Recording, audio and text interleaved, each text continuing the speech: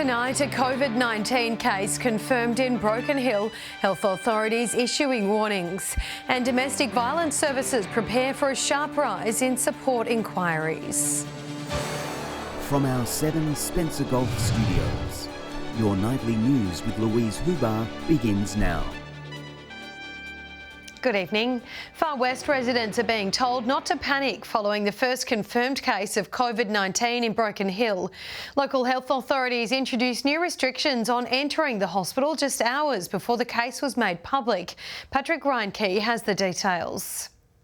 Until yesterday afternoon, the Far West Local Health District was the only district in New South Wales not to have any confirmed coronavirus cases. Now, after the confirmation of one case, health officials are taking precautions to prevent an outbreak. Late yesterday, a spokesperson for the Far West District confirmed the first person to have contracted coronavirus in the region, a Broken Hill local returning from interstate travel. As soon as she's arrived, she's done the right thing and went and saw her GP.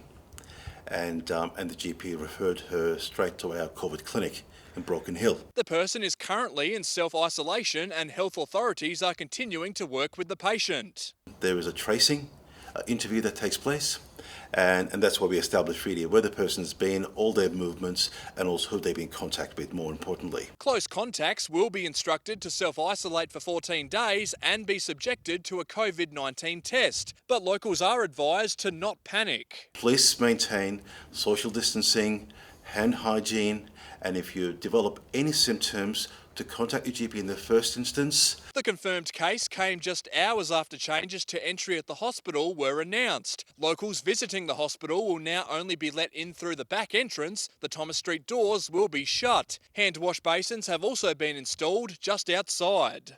We're trying to minimise that risk of exposure to anything that anyone might be having coming in, and we're also double checking that people are well when they come in. For more information about hospital guidelines, visit the Far West Local Health District Facebook page. Port Lincoln support services are preparing for an influx of domestic violence calls amid the coronavirus crisis. Online search engines have reported a 75% spike for domestic and family violence support. As thousands begin to self-isolate, support services are fearful another danger could arise in the home. I think that just is a perfect storm and a perfect opportunity for perpetrators of domestic violence to further isolate their victims. In what support services say is a worrying sign, there's been a 75% increase in domestic violence online searches since the pandemic began. Services concern that could quickly snowball as states and territories continue to crack down on social gatherings. We were aware that was likely to happen, and of course web searches are one of the ways that people will seek information. Yarrity Support Service in Port Lincoln says it's in contact with more than 300 at-risk families across Eyre Peninsula each year, but warn that's just the tip of the iceberg. It probably needs to be clear that domestic violence is not caused by stress and pressure. It's very much about power and control, but it can be exacerbated by those extra pressures. Some support services have noticed a decrease in reports, but say that could be part of the situation. If partners are out of work, everybody's home together, there's no access to a safe place to ring for help. The federal government has pumped in $150 million into domestic violence initiatives in response to the surge of online searches.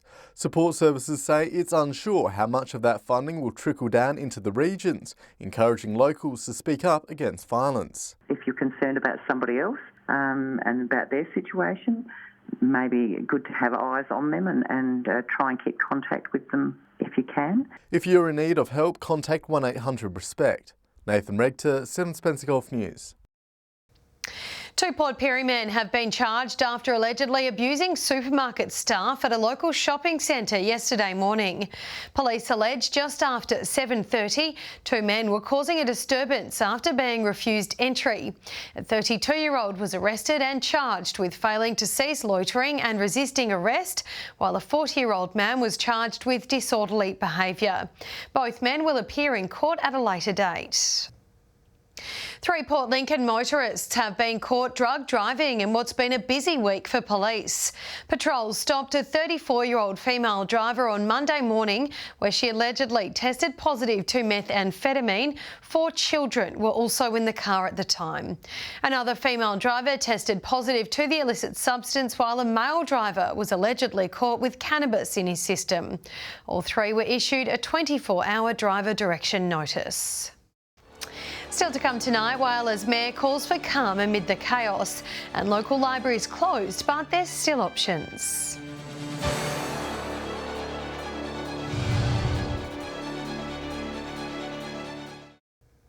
Welcome back.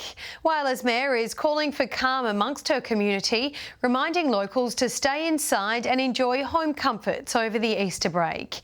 With many businesses now turning to online platforms, Claire McLaughlin says it's positive to see the ongoing support from residents across town. Calm during the coronavirus. It is a very trying time. People are anxious, we understand that. But what we need now is for our community to remain calm, work together, have each other's back as we always do. Council says it's important locals follow the government's guidelines. Self-isolation if required, social distancing, washing your hands, etc., to make sure that we stay as safe as possible. With Easter around the corner, authorities say the best way to keep the community safe from spreading COVID-19 is simple: stay home. If they are going to their shacks or beach houses, it is just their own family to go there, not to socialise with people or friends or other family members from outside. Local businesses also adhering to these new guidelines, turning to the virtual online world in order to remain operational. Whyala's Ray White store among those businesses. Actually, what we're doing a little bit of now, well, we're trialling it, is basically virtual inspections for routine inspections on rental properties, where we've got our tenants doing a virtual tour of the property with our property managers. Look, times are changing for businesses,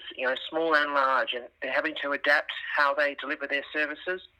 And it is really inspiring to see how creative some of our businesses in the city have become. Council encouraging residents to continue supporting local businesses as best they can, reminding the public that staff are not to blame for any new changes. They're working hard, they're working under a lot of pressure, and we need to be respectful when we're in their stores. Anyone with any queries about what particular council services are closed or limited are encouraged to contact the council office or visit their website.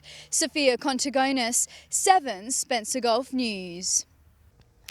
Westpac is urging customers to delete a recent text that's been identified as a scam. The phishing text prompts users to update their contact details via a link that will lead to a website and ask for personal banking information. The text will seem genuine as it uses the company's legitimate phone number. The banking giant is advising customers that the company will never ask for this information via text. Following public health concerns, councils across the York Mid-North have implemented new changes, including closures to some community centres. The Clare Library is among those shutting its doors, but staff say residents can still access ebooks online.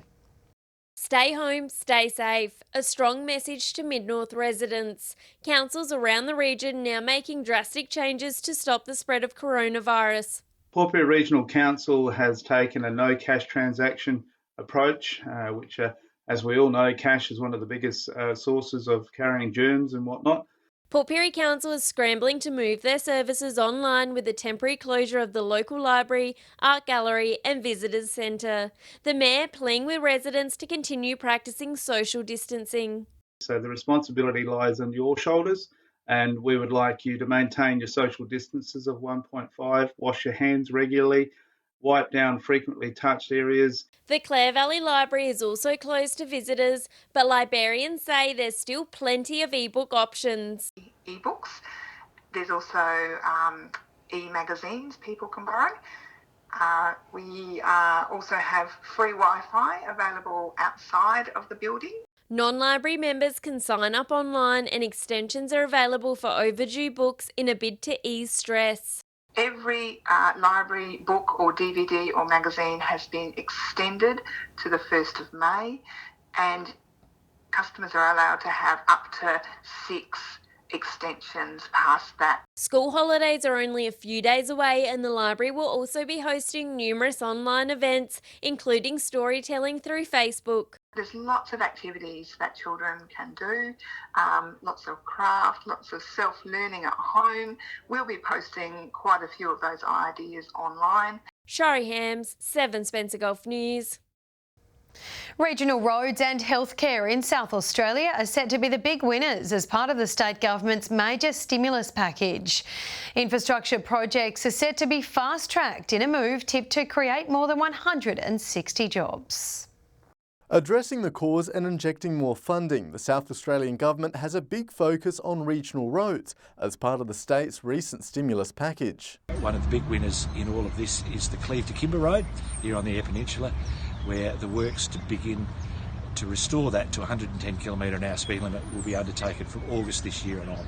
As part of the $1 billion rescue package, several major infrastructure projects are earmarked to start construction, expected to create more than 165 jobs. Agriculture and fisheries also set to benefit with funding. State governments also agreed to carry over for 2 years part of the Northern Zone rock lobster quota. As exports into China dried up, the rock lobster industry was left in uncertain waters. The government now set to allow fisheries to carry over the uncaught quota onto the following year. Also from the federal government, today we see a big commitment to ensure that air freight can continue for our agricultural and fishery exporters into the major markets of Asia. Health services have also been a big winner as part of the stimulus package, with Medicare subsidies for telehealth services being made available. Despite no COVID-19 cases being reported on Eyre Peninsula, clinics and hospitals are preparing for the worst-case scenario. Our regional health services are taking stock and preparing for what may lay ahead for us. But in the meantime, I'd ask everyone to stay safe, keep your social distancing in place. Nathan Regter, 7 Spencer Gulf News. Stay with us. After the break, we take a look at the positive things happening in the region over this time. And a very special lady turns 101.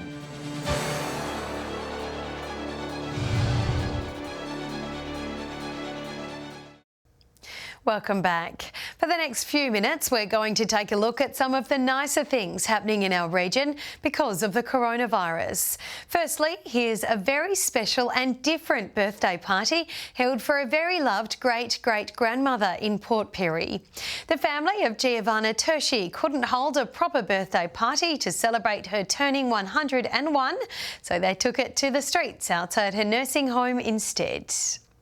A special milestone for a special lady. Giovanna Tershi, an Italian migrant who came to Port Pirie when she was just 15, has now turned 101. She's always the life of the party. She loves to tell a very creative story. She can be a little bit cheeky at times, and that's what we love about her. Her family not letting the virus get in the way of celebrating this very special occasion. Carers dressing her up in her best clothes as one by one family members came to the window to give their birthday wishes. As a family, we obviously couldn't visit her in St Joseph's house, so we chose to meet there as a family, practicing obviously the social distancing rule and parking our cars, and then one by one each family went up to the window.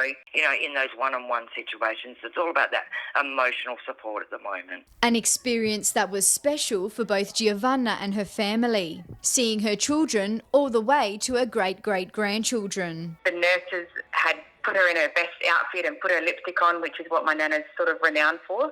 So she was able to be right up against the window, so we were able to talk to her and have our moment with her. The big Italian family, consisting of more than 70 immediate members, held a huge party last year for her 100th birthday, creating a slideshow with pictures and videos to look back on. Now a common platform used across the nursing home as a way for residents to stay connected. We're doing the Skypes, we're doing the messenger video chats. They come to the window and they see each other. I take photos during the day and send them to families. An important part of mental health, as her granddaughter says, Giovanna's secret to living a long life is surrounding herself with family. Absolutely. For her it would be that, and probably tomatoes and olive oil would be the basis of her diet for many years. Sophia Contagonis, 7 Spencer Gulf News. Business Port Augusta is calling for residents to keep an eye out for product collection bins located around town. They're looking for sealed and packaged food that can be donated to those working in emergency services. The initiative was sparked to allow the community to show those working on the front line that they're appreciated. Packet of Tim Jams, packet of muesli bars, an Easter bunny, whatever you want in there.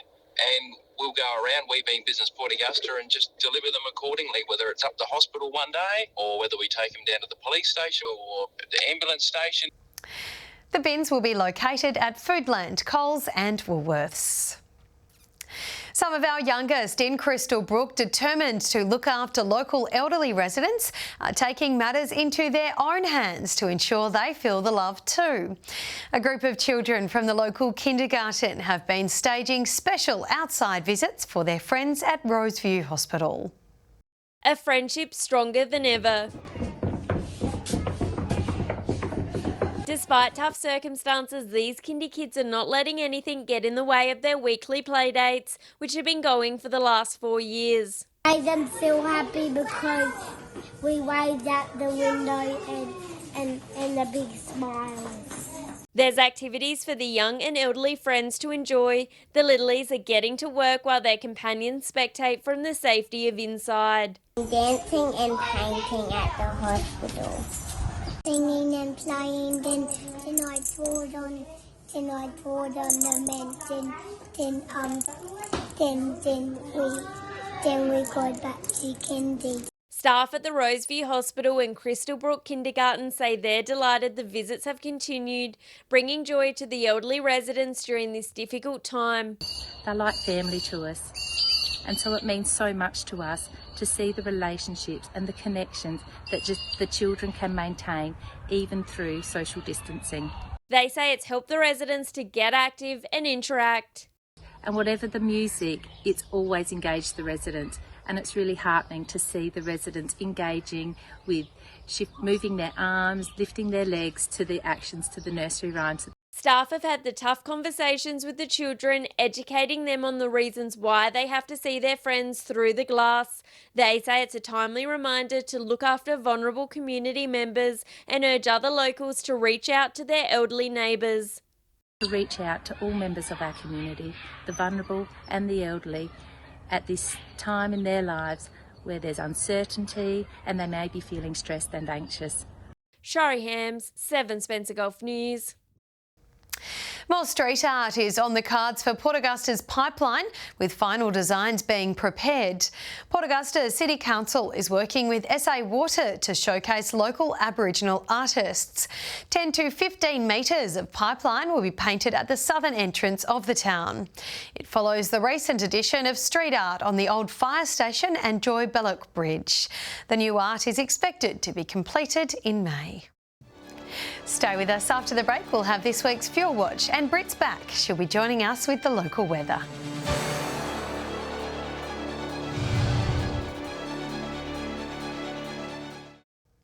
Welcome back. Time now to see how things are shaping up when we head to the Bowser.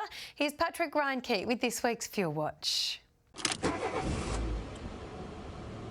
It's been yet another week of decreasing fuel prices around our regions. Averages are plummeting with no sign of slowing down. Starting with unleaded, and after weeks of holding in the 140s while elsewhere went down, Port Augusta has finally seen a big drop in its figures. Averaging a pricey $1.45 last week, local drivers are now paying around $1.25. That's the same story in Port Pirie, the township seeing a drop of 8 cents from $1.33. Whyalla was also a big mover and shaker on the board this week, the Steel City witnessing a 13-cent reduction in its average, now down to $1.21. Port Lincoln is doing a little bit better on an even $1.20. Kadina is streets ahead of the entire Spencer Gulf, $1.12 a litre the price there. Not such a good time in Broken Hill, as Silver City motorists still have to fork out $1.35 a litre, but it's on its way down, so that's a plus. Adelaide motorists revelling in prices not seen since 2012, city drivers paying next to nothing to fill up,